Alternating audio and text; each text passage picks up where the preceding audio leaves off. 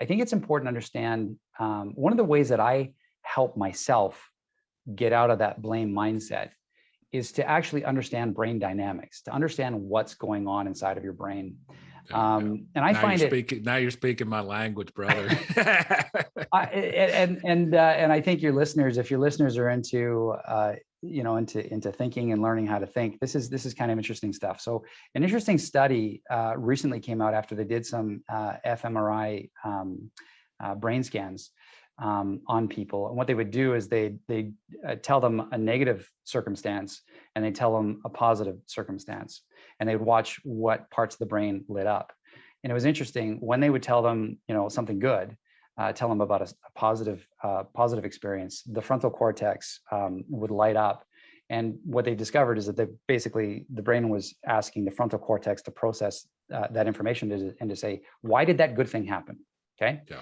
Yeah. When they told them about a negative experience, what they found is that the amygdala lit up.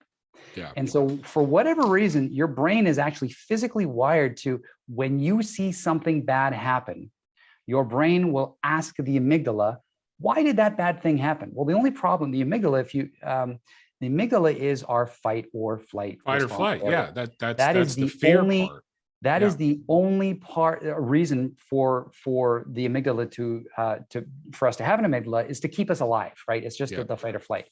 And so, but the problem is it's kind of a really dumb part of the brain.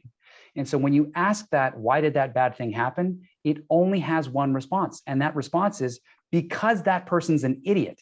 That is why that bad thing happened. That is the only response that your amygdala can come up with. And so we are actually biologically wired to blame the person closest to the mess.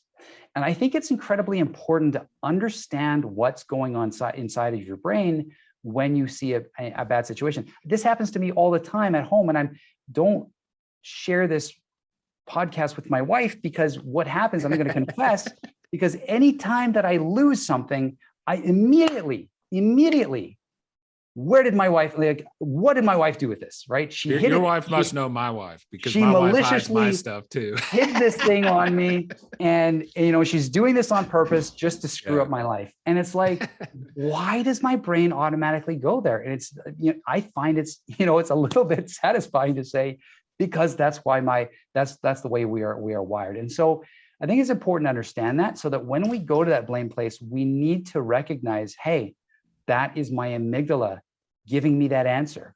That's probably an incorrect answer. I need more information.